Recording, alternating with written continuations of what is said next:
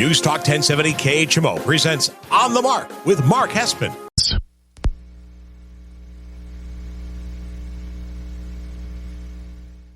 Hespin's headlines on the Mark.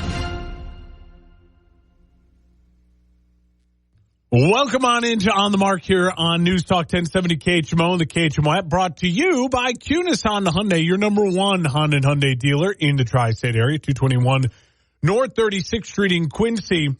You got to ask them about that lifetime powertrain warranty, the no fear warranty on new and used vehicles, and tell them Mark sent you. Episode 229 of On the Mark here on this Saturday, March 30th, final days of March, Easter Sunday weekend. Thank you so much for making me a part of your Saturday morning.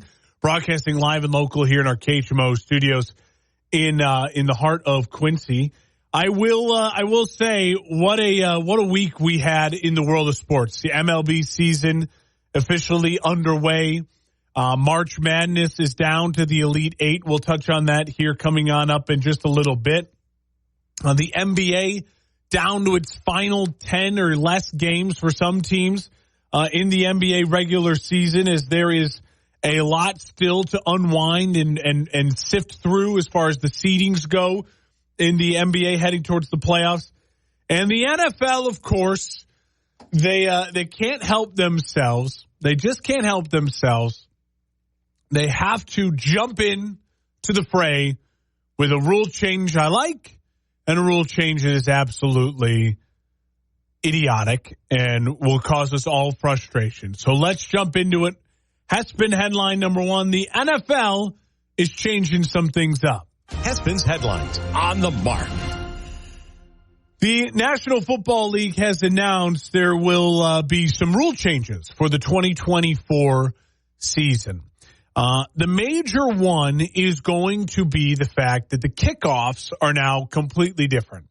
The kickoff to start a game, the kickoff to start a half, the kickoff after a score will not look like anything you have seen before unless you've been watching the XFL over the last couple of years since it came back. According to ESPN, during the 2024 season, kickers will continue to kick from the 35-yard line, but the other 10 players on their team will line up at the receiving team's 40-yard line. So you're going to have Harrison Butker kicking it off from the 35, like we've seen before, but the rest of his team is going to be at the 40-yard line on the other side of the field. So that's going to look weird, right? At least 9 members of the return team will line up in the new setup zone between the 35 and 30-yard lines. Up to 2 returners can line up in the landing zone between the goal line and the 20-yard line. So what does this mean? You're going to have, let's say, for example, the Chiefs players line up at the 40. You're going to have then Raiders players lined up in between the 30 and 35. 10 of them, could be 9 of them. And the kicker kicks it off into the landing zone, which is anywhere between the end zone and the 20. Now, no one other than the kicker and the returners can move until the ball hits the ground or hits a player inside of the landing zone.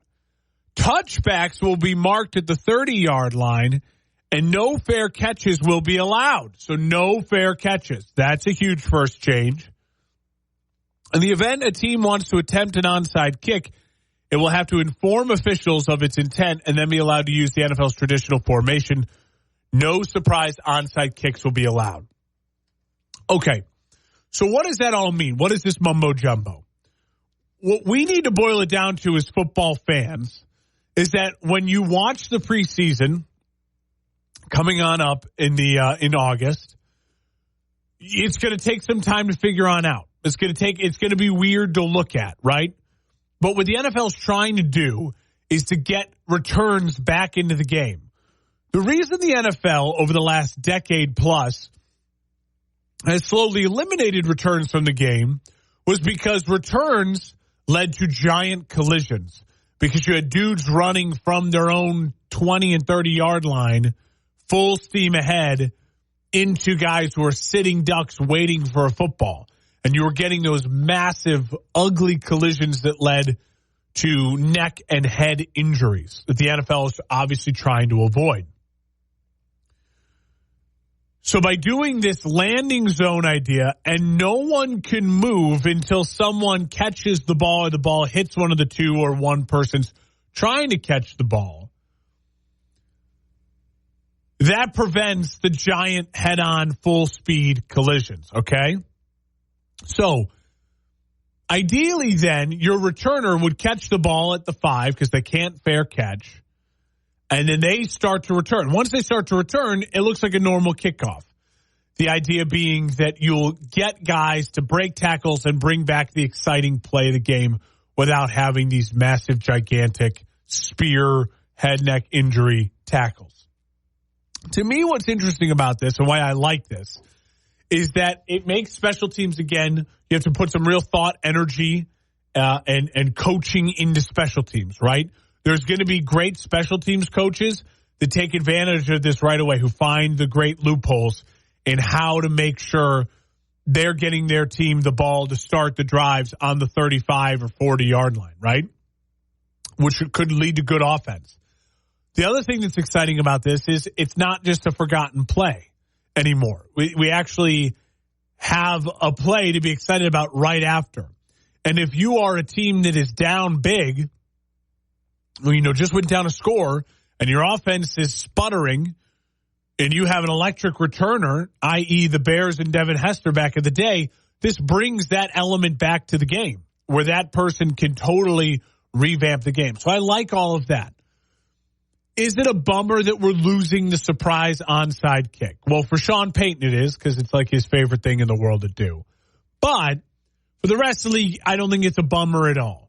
And what I like about this new rule is that the NFL says, all right, if you can't do the surprise and onside kicks anymore, we're going to go back to the traditional way of onside kicks with unbalanced lines. So you're going to see onside kicks look like they used to 10 years ago when teams could actually get an onside kick. So it's made this part of the game, again, more exciting. Will this last? I don't know. Will it be something that in 10, 15 years from now, we're still watching it exactly how it was drawn up in these new rules? I don't know. My guess is it will need some tweaking.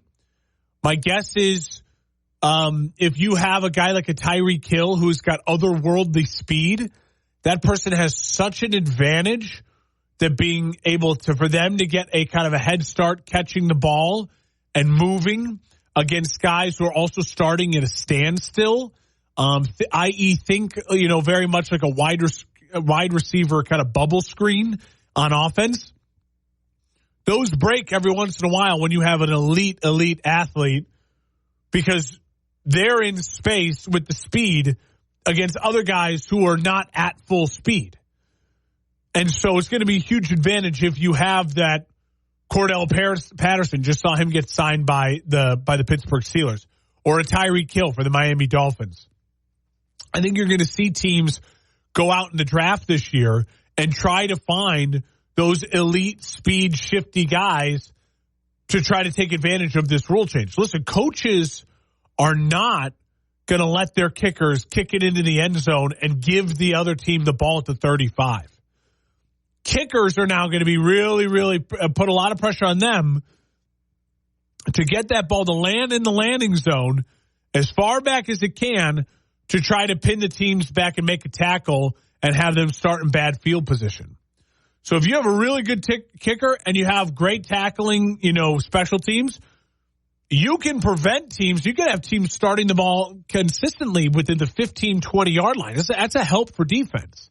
Conversely, if you're going against a team with a struggle of a kicker who keeps kicking it into the end zone, you're starting at the 35, you're Patrick Mahomes, you'll take that all day starting at 35. One first down, and you're basically at midfield with a kicker like a Harrison Butker. You're another first down away from field goal range. So that is a real game changer, and I like it that they're making it exciting. I like that they're bringing back the OG onside kick to have onside kicks late in the game have a real chance to be recovered. I think all of that is exciting. But conversely, the NFL did something really stupid. Really, really dumb. They banned the hip drop tackle. Now, I've been watching football religiously for 24 years. Since the 99-2000 season, being 9 years old, I've been religiously watching football. I never heard of the term hip drop tackle until like a calendar year ago. And it was talked about ad nauseum this year, mainly because of the Mark Andrews injury with the Baltimore Ravens, the star tight end. Here's why I think this is extremely, extremely dumb of the NFL to ban it. First and foremost, in my lifetime of watching football, 2000 on, the worst period of watching football was the 8-year period where we didn't know what a catch was, where every time a receiver caught a ball, they'd zoom in, and if it was slightly moving even just a hair, it was, well, no, he didn't have control to the ground, and then the ground caused that, and then this, and you've got to complete the versus the ground. It was a nightmare. It was annoying, and it led to a bunch of gray area, a bunch of referee shows, and a bunch of long replays. No one likes that in football. Getting rid of the gray area with that has been fantastic. Now, the NFL struggled with it, too, with the roughing the passer, in the sense that now they've added all this gray area to what you can and can't do when sacking the quarterback. And now they've done it now with their star receivers and tight ends. And their point is, well, this is in the name of protecting the players. We have to protect the players. We must keep them safe. I understand doing what you did in eliminating the giant hits on the kickoff. We don't need head and neck injuries. I understand. I can even understand not going low at the quarterback's knees, right? Those can cause devastating injuries, Joe Theismann type of injuries, where dudes' careers are over in an instant because you went low and you just absolutely throttled their knee, ankle, tibia, fibia. I get that. I can understand. The hip drop tackle, to me, is just football. It's just tackling. It's just tackling. How in God's green earth do you expect a 5'10", 190-pound defensive back, a corner, to tackle 6'5", 260-pound Mark Andrews when he catches the ball over the middle?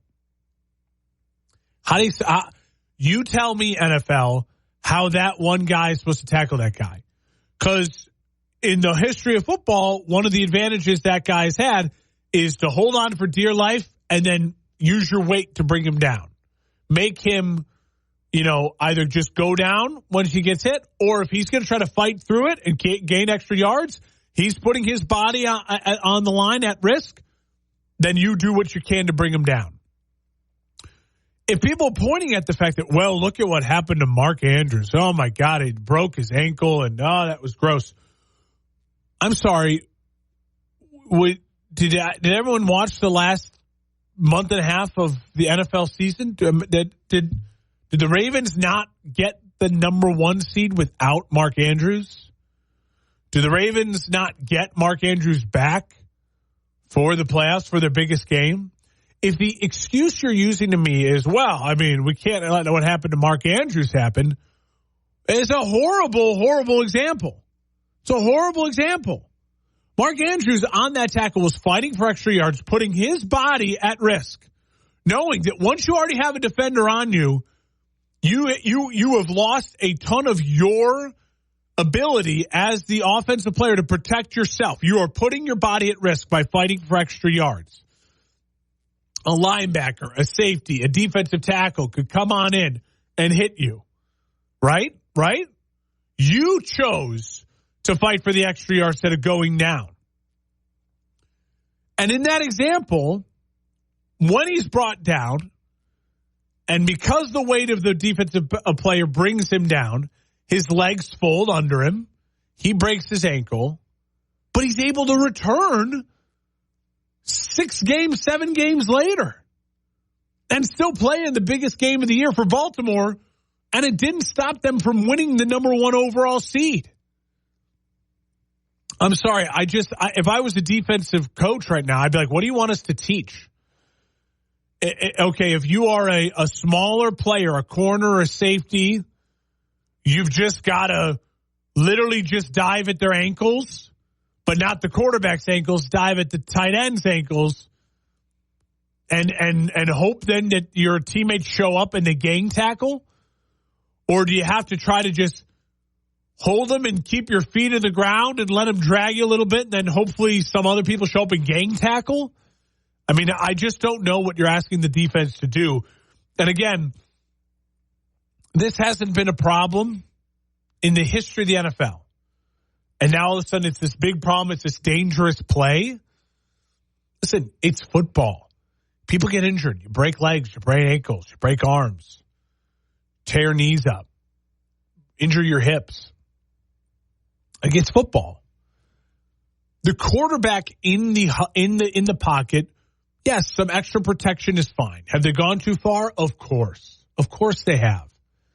But now we're valuing wide receiver and tight end ankles more than we are the safety and the integrity of the game for defensive players. I don't get it. And when are we going to stop? And again, where's the gray area? What if he tackles him from the front and then lets his weight go down? Is that still a hip drop? Or is it only when he's hanging off the hip and behind him that he goes down and falls on the legs? Is that the only way? Anything that creates gray area, like this does, is bad for the game of football. Anything that is making defensive life harder in the modern NFL, when the NFL is all about offense, is not good for the NFL. You gotta let these guys play football and tackle. And so I just don't get it. I think we're all going to have a moment. Sunday Night Football, Steelers, Ravens. You know what I mean? Pat Freiermuth gets tackled by Roquan Smith, and they throw the flag. 15-yard penalty is a hip drop. The Steelers extend a drive and go on to win a game in Baltimore on a hip drop penalty. And we rightfully should be losing our you-know-what over it. And you'll see it.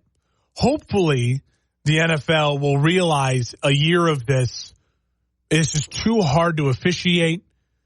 The intent has to be a part of it, the malicious intent. And it's too great of a gray area that doesn't improve your game at all. So we'll wait and see. I like the kickoff. It's going to be weird. It's going to be funky. It's going to look stupid. The XFL season, I think, starts today. So watch a little XFL football. You'll see the kickoff. It's basically the rip-off exact kickoff. And we'll see how it works. I'm down to try something new on the kickoff and bring special teams back in the game. You make the kicker more important. You make their job more difficult. I'm all about that, adding that to the game. There's not a lot of gray area there.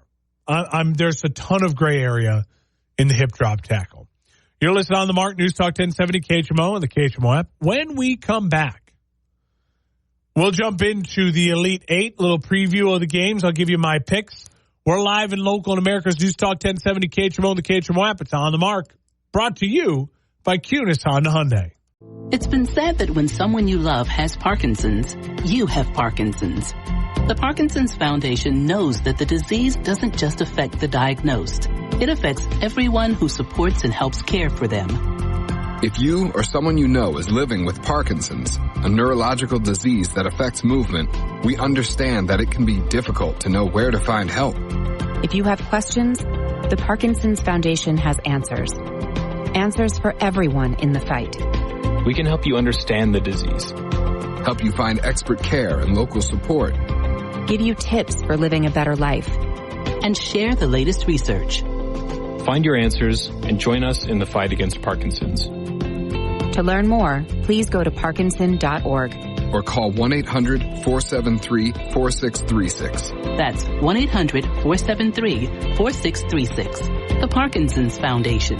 Better lives together. 1070 KHMO. Welcome on back to On the Mark here on News Talk 1070 KHMO. The KHMO app brought to you by Cunis Honda Hyundai, your number one Honda and Hyundai dealer in the tri-state area, 221 North 36th Street in Quincy. Final weekend of the month, March Madness and Easter weekend. This is the time to buy a brand new vehicle from Cunis Honda Hyundai.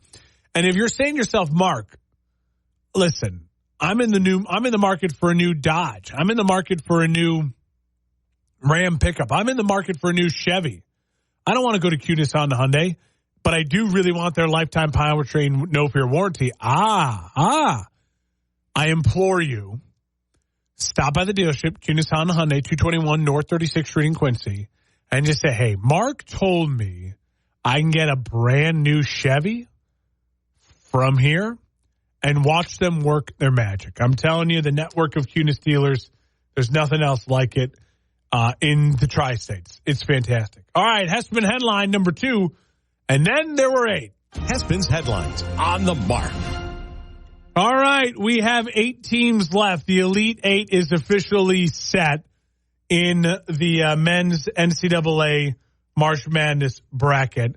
And we got 4 great games this weekend. I'm really excited about all of them. One of them, to me, is a no-brainer. Absolute no-brainer. I feel very confident in it. The other 3, man, I could convince myself going either way. Let's start with today's games. Number 3, Illinois versus number 1 overall, UConn. This is going to be such a fun matchup. The bigs of Damask versus Karaban and Klingen. UConn obviously has an incredible starting 5. Newton, Spencer, Castle, Klingen, and Karaban. Maybe the best coach in the sports right now. The Illini, Hawkins, Damask, the bigs, they're going to be asked a lot. You got to handle Karaban and Klingen. It's going to be a battle down low. Both of these teams average over 80 points a game. I think this is going to be Ali Frazier, 2 big-time haymaking, throwing teams going at each other. To me, it will come down to Terrence Shannon Jr., the guard for Illinois. What happens in March Madness? Kemba Walker, right? What happens in March Madness? Carmelo Anthony. What happens in March Madness? Shabazz Napier. Those are that one guy can just go off and can make a inferior team beat a superior team. There's no doubts in my mind that UConn is the better team. UConn is fantastic. They're extremely well coached. They have won every single March Madness game they played in last year and this year by over, I think, like 15 points, including last year's championship game. I mean, they are the definition of a wagon right now. I mean, UConn is that. With a fantastic head coach who comes from a family of coaching. But there's one thing that can stop something like that. And it is a elite, talented player, a Terrence Shannon Jr., who can just go off and go off for 30 plus. And if they're hot, they're hot. And the better team, that's basketball. Sometimes, you guard them as best you can, get a hand in his face, and better offense beats better defense every single day. In the NBA, we see it. In college basketball, we see it. On the highest levels of basketball, we see it. Great offense beats great defense 9 times out of 10. So if you're picking the Illini, I would say if you're going to bet the Illini, if they're UConn's, I like the Illini plus 8.5. I'll say that. I think the Illini can keep this game within 10. If you think the Illini can win, or you think the Illini can keep it within 10, betting them plus 8.5, I will say you better also double down and put the Terrence Shannon Jr. over. Whatever it is, over. Because he's going to need to go for at least over 30, in my opinion, to win this game or to keep it close. Domask has to stay out of foul trouble. He can get hot. He's got to stay out of foul trouble for the Illini. And Karaban and Klingon, can they shut down and just control the paint and keep the Illini from getting easy buckets while also not getting into foul trouble themselves? That will be one of the more interesting matchups to follow throughout. Can't wait to watch. I'm going to take UConn to win. My gut tells me there's something really, really special about this UConn team. And this is the type of program, the type of team, the type of coach, the type of run that is one for the record books, to where you compare it to that Florida Gators team that went back-to-back. This has that feel. Shannon Jr. is the best NBA player going to be on the court. In Illinois, UConn take the floor. But I think UConn is maybe, this is one of the great college basketball teams of all time, and what they've done and what they have a chance to do in going back-to-back. So I'll take the Huskies, but I will take the Illini plus 8.5. I think the Illini keep it close. I think it's a fun game. I think UConn gets to 80. Illinois doesn't. I think it's 80-75, something like that. UConn wins.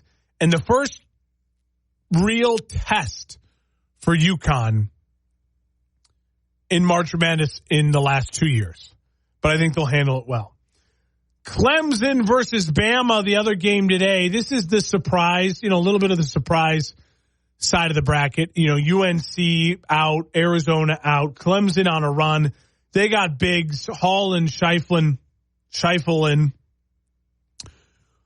That is obviously a concern for Bama. Bama is a three-point shooting team. They have the one big Nelson, but they are led by their guards, Sears, Griffin, and Estrada. It's funny because Alabama was the number one overall seed last year, but this team is a better team. They had the better player last year in Miller, but this is the better team. And sometimes that's what it's all about in March Madness. I like Bama in this game, minus 3.5. The guards can score. All of them are capable of going for 15, 16 plus. Nelson is a good enough big to handle Hall and Scheifele, even though he's kind of their only big. Clemson's going to need a big game from their guard, Hunter, in my opinion, to have a chance. The key stat to look out for is Bama averages 11 threes a game, making 11 threes a game. Clemson only gives up about 7 threes a game. If Bama's hitting their threes early, that's bad news for Clemson. Bad news if those guards are going off. I like Bama to win comfortably 72-64, something like that. They cover. Fun game, but Alabama is able to really kind of pull away late and take care of business. Number 11, NC State, and number 4, Duke. Duke favored by 6.5. Listen, this game really comes down to the fact that Duke was expected to be here. NC State, obviously not. And how did NC State go on this miracle run as the 11th seed? Well, they have 2 really fun, dynamic, and very different big men in Burns and Diarra. And then the guards of Horn and Marshall are very capable of scoring, again, 15, 16, 17 points a game. What will be so fun to watch in this game is you have McCain, Roach, Proctor, guards spreading the floor for Duke, big-time scores, inside-out game with Filipowski, versus the size and the pace that NC State wants to play. Duke's favored by 6.5. To me, the bet is NC State plus 6.5. I'm actually going to take NC State to win this game in an upset over Duke. I think that Duke, what I saw against Houston is that when they get tight, their guards get tight, and they relied on Filipowski to score. And if their guards get tight against NC State, Filipowski's going to have a much harder time scoring against Burns and Diarra than he did against Houston. If it's lower scoring, that to me absolutely favors NC State. If Duke shoots the lights out of the gym like they did against James Madison, I don't think there's anyone in the tournament that can beat him. But NC State has a similar brand of aggressive, in-your-face defense that Houston plays. I think they have the bigs to compete with Filipowski and the size, Mitchell for Duke. And then you just got to hope if you're NC State that the guards don't go off, that Proctor, McCain, and Roach have okay days. To me, the side is NC State plus 6.5, but I'm going to take NC State to actually win the game and make it to a Final Four. Purdue versus Tennessee. I have been anti-Purdue all tournament long. And this scares me now because to me, it's so obvious that Purdue is going to blow out Tennessee and win this game. Tennessee has Connect. He's a fantastic player. He is like Shannon Jr., I mentioned with the Illini, capable, absolutely capable of putting up a big game, carrying a team. But Zach Edey has been a monster. Against the size of Gonzaga, which Gonzaga has a lot more size than Tennessee. Against the size of Gonzaga and a well-coached veteran team in Gonzaga, Edey was 27-14. I mean, the dude has been unreal, playing out of his mind. When you combine it with Smith, Lawyer, and Jones, the guards who all can play, some of the best guards that Purdue has had collectively team-wise, I don't know how Adu, the only real big for Tennessee, and he's given up 5 inches plus to Zach Edey. And their backup big is a 6'8" forward, and then they have a 6'11" freshman. I just don't see at all if how Tennessee can handle Zach Edey. And if Zach Edey can establish himself early, if Adu gets in any foul trouble, this is going to be a piece of cake for Purdue. You probably should fade me. Bet Tennessee all day. You probably should because I love Purdue. Purdue's my lock of the final. If you had told me right now, here, Mark, here's $100, put it on one team to win this weekend, Purdue -3. And that probably should scare you all because I've been a little dreadful during the March Madness tournament here of picking winners. But I love Purdue -3. I love it. I really, truly think that Purdue, the size, if Edey stays out of foul trouble and Adu gets into foul trouble, I mean, Tennessee, Connect could go for 40, and it's not going to matter because Edey's going to go for 30 then.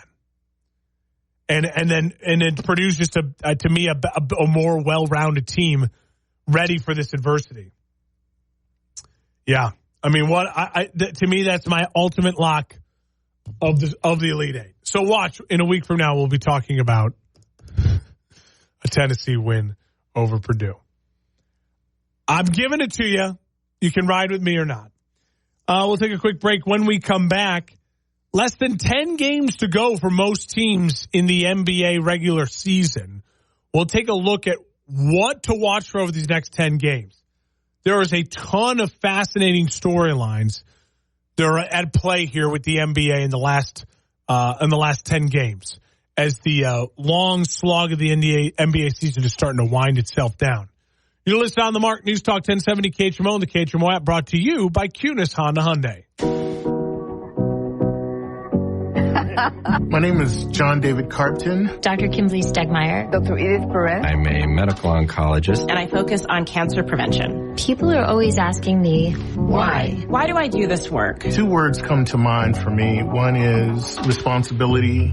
The other is purpose. There was a child that, I took care of and adored, and she said to me, Dr. Kim, will you remember me forever? Sorry. It's been a hard year. Every day I think of the faces of patients when I see their smiles, when I tell them that new treatments are helping their lives. It's just so inspiring to do research that impacts human lives. Stand Up to Cancer has been a critical partner in advancing research for cancer. Cancer research saves lives. So please help us fight in this battle against cancer. Be a part of the team that ends cancer at standuptocancer.org. Eleanor's diagnosis is acute myeloid leukemia. This is a St. Jude moment. Immediately when we got here, you get a nurse that walks around with you like for the first 3 days you're here to kind of give you the lay of the land and where to go. They know you're already drowning from the news that you're getting and why you're here. So they don't want you to have to figure stuff out by yourself. I know, like, you're here and you're not supposed to be happy or you're not supposed to smile, but it's hard not to when there's this giant community of strangers all working towards one goal. It doesn't matter where they come from. It doesn't matter what they believe. They are all fighting to end childhood cancer, and I think that's something that should be celebrated. Finding cures, saving children. Learn more at stjude.org. Over the last few years, things have gotten weird. And for our kids, these things can be overwhelmingly stressful and can increase the risk for mental health problems as they grow. Scientific research and real-life experience tell us that the number one antidote to stress is authentic, trusted relationships. So that's why I. That's why I. That's why we. That's why I am committed to building and maintaining a trusted space. For the students I influence every single day. This is a trusted space. This is a trusted space. This is a trusted space. This is a trusted space. Access free films and resources to build trusted spaces in your schools and communities at atrustedSpace.org. Here's your weatherology forecast from the News Talk 1070 KHMO Weather Center. Sunshine mixed with clouds at times today, with daytime highs approaching 69. Winds out of the northwest, 8 to 15 miles per hour. Chance of thunderstorms tonight. Lows dip down to about 49. Cloudy skies expected. Right now, it's 59 degrees. Welcome on back to On the Mark here on News Talk 1070 KHMO, the KHMO app. We are brought to you by the great people over at Kunis Honda Hyundai. They've got their March Madness sales going on for another day. Stop by the dealership today, 221 North 36th Street in Quincy. The used inventory, the No Fear lifetime powertrain warranty, all the new Hondas and Hyundais. You just can't beat the offerings over at Kunis Honda Hyundai. 221 North 36th Street in Quincy. Tell them Mark sent you. All right, with less than 10 games to go in the NBA regular season, so much is at stake. Let's start in the Western Conference. 4 games separates the number 4 seed to the number 8 seed. And you're talking about the Clippers at 4, the Pelicans at 5, they're a game back, the Mavericks at 6, 2 games back of the Clippers, the Suns at 7, 3.5 games back of the Clippers at 4, and then the Kings in the 8th spot, 4 games back. So you have 1, 2, 3, 4, 5 teams separated by 4 games. And those are really crucial spots, right?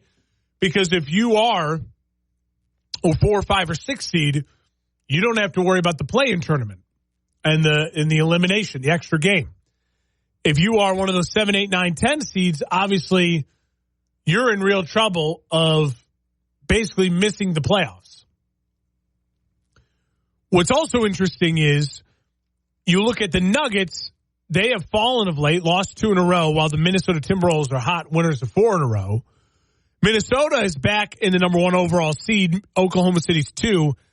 Denver is a half a game back of those 2 in 3rd. The team that Denver has struggled with the most this year is the Dallas Mavericks. Well, if the season ended today, 3 versus 6, you get Nuggets, Mavericks in round 1. So if you are Denver, getting that number 1 seed is crucial because you pretty much guarantee you avoid Dallas unless Dallas falls into the 7-8 spot because they're only a game and a half. Phoenix is only a game and a half behind them. There's so much to work on out here. So much to work out. What I do feel confident in saying is that the Lakers, the Kings, the Suns, Mavs, Pelicans, Clippers, Nuggets, Oklahoma City, and Minnesota, they're going to be in either the playoffs or the play-in. Golden State is only a game up on Houston right now. Houston has won 11 in a row. The Houston Rockets, this young Houston Rockets team, they're starting to look like the Oklahoma City Thunder of last year, where no one's expecting anything from them, but the youth is starting to really gel together with some good veteran leadership, really good coaching, and now all of a sudden, late in the season, they're playing incredible basketball. Now, listen, the NBA probably wants it to be Warriors at 10, Lakers at 9, because then you get the Warriors and the Lakers in a one-game win and advance, lose, and go home type of situation. If you're the Lakers, you got to find a way. You're a game and a half back of Sacramento to try and put yourself in a chance to get a 7 seed. Because if you're the Lakers, you really want to be in that 7-8 play-in game to where you can win that game, get yourself a date with the Oklahoma City Thunder. Because I think if you're the Lakers, you're happy taking on the Thunder. A veteran team versus a young team. You have LeBron James and all that experience versus the lack of experience for Oklahoma City. I think that's a favorable matchup for the Lakers if you're trying to move on. So really interesting stuff to watch are 4 through 8 completely up in the air. Can the Warriors hold off the Rockets' late charge? And can Denver find a way to get back into that 1 seed and avoid a date with the Dallas Mavericks in round 1? Meanwhile, in the Eastern Conference, just as many fascinating storylines. Now, we don't have really a worry. It looks like the 10 teams are set. Brooklyn is, 5.5 games back of the Hawks. 10 Hawks, 9 Bulls. That looks like it's going to be solidified. Those 2 teams will play in the 9-10 game. The 76ers look like they're going to be in the play-in tournament in some way, shape, and form. And then the really fascinating thing to circle, to keep an eye out for, is the Heat and the Pacers. The Heat and the Pacers are separated by only a game. The Pacers are the 6th seed, the Heat are the 7th seed. Why is it so important? Well, the Celtics have already locked up number 1 seed. The Celtics and the Bucks are the 2 teams in the Eastern Conference capable of winning an NBA championship. I don't believe anyone else in the Eastern Conference can win an NBA championship. I believe the Bucks and the Celtics can. Here's the problem. Both of those teams struggle with the Miami Heat. And the Miami Heat are certainly capable of making it to an NBA Finals. They're just not capable of winning an NBA Finals. The Miami Heat in a first-round matchup versus either the Boston Celtics or the Milwaukee Bucks would be a nightmare scenario for Milwaukee and Boston. So, if you're Milwaukee, you have the 2 seed. You can't make a run for the 1 seed. You have got to pray to the basketball gods that Miami either falters down the stretch, ends up with the 8th seed, and plays Boston, or they go on a tear here and they find a way to climb into the 6th seed, which they're only a game out of, the 5 seed, which they're only 2 games back of. So that's what you got to keep your eye on. Now, if you're Miami, you also, in my opinion, want to get into that 4 or 5 matchup. If you're Miami, getting to that 4 or 5 or that 6 spot is beneficial. You feel confident you could take Boston or Milwaukee if you had to, but why put that pressure on yourself? So I think if you're Miami, watch Miami's late charge to try to work their way up into that 6, 4, or 5 spot, 6 or 5 spot. And if you're Boston and Milwaukee, pray to the basketball gods that you avoid a first-round matchup with the Miami Heat. You're listening on the Mark, News Talk 1070 KHMO, the KHMO app. When we come back, wrapping up the show next. Live and local, on the Mark, brought to you by Cunis Honda Hyundai. Today, 1 in 5 working-age Americans has a mental health condition. People in all types of jobs and at all levels. And the key to helping us succeed is a supportive and inclusive workplace. All of us have a role to play in making that happen. So what can I do to help? As a CEO, I can set the tone for supportive culture. As a manager, I can offer assistance and accommodations. As a coworker, I can listen and be a source of support to my colleagues.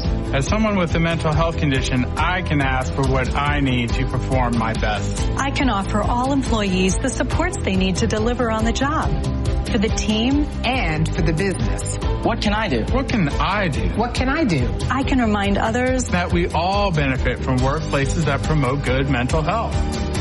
Mental health-friendly workplaces are more important than ever. And all of us have a role to play in promoting them. Learn more at whatcanyoudocampaign.org. 1070 KHMO. Welcome on back to On the Mark here on News Talk 1070 KHMO and the KHMO app. We are brought to you by the great people over at Kunis Honda Hyundai, your number one Honda and Hyundai dealer in the tri-state area. 221 North 36th Street in Quincy. When you go over there, I want you to ask them, how can I buy a brand new Toyota at Kunis Honda Hyundai? Or maybe you're in the market for a brand new Jeep. Maybe you're in the market for a new GMC truck. Brand new 2024 GMC truck. I'm telling you, stop by Kunis Honda Hyundai and ask them how you could buy a brand new Ram, GMC, Jeep, Toyota, whatever. And say, I really want that Kunis Lifetime Powertrain No Fear warranty on a brand new 2024 Jeep from Kunis Honda Hyundai. Watch what they can do for you. It's magic. They're incredible. Tell them Mark sent you. All right. Reddick traded to the Jets yesterday for basically a 2026 third rounder, could become a second rounder. The Jets are loading up. I mean, the Jets are all in. It's very much a 1 year all in, go for it move with the Jets. I will say, when you look at the Jets roster this time last year versus this time this year with Aaron Rodgers, I like it more. I like it more.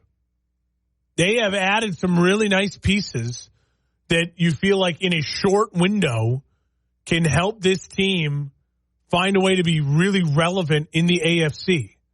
The key will be, what can they accomplish in the draft as far as pieces that add to their win now window?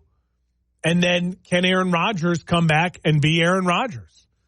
Because if he can, all of a sudden this Jets team, they got pieces. They got some real pieces. And a lot of guys who are trying to prove it. And a lot of guys who are all in on let's win now. So I give the Jets credit. They're pushing their problems down the line. And sometimes you just need to do that. Try to go all in for 1 year. The Jets definitely feel like they're going all in. And in a move for, Philly, you save a little cap space. You get something in return for a declining asset. Overall, not a bad move. Not a bad move at all. Especially if he plays well and it becomes a 2026 second rounder. That's a nice get back. Clowney, Jadeveon Clowney, a 1 year deal with the Carolina Panthers. Yeah, this is where Clowney's at in his career. And Chase Young, this could be him next if he doesn't really ball out this year. Jadeveon Clowney's now just contract hopping, spot to spot to spot to spot. He's had a very nice career, but certainly underperformed. And, for the expectations of being a number one overall pick. And remember, he thought you could pair him with J.J. Watt, and that Texans front seven was just going to be unreal with DeMeco Ryans. Listen, the Panthers, this is the type of move that it doesn't hurt, doesn't help. Hopefully he can come in and maybe, stay healthy enough to get you close to double-digit sacks. Worth taking a flyer on. They certainly need the help at this point in time. And then finally, Iowa women's basketball versus Colorado today, and LSU basketball versus UCLA. We want Iowa versus LSU rematch in the Elite Eight. That's what we want. So let's root for Iowa. Let's root for LSU. Baylor and USC, and then Duke and UConn. I want UConn. I have them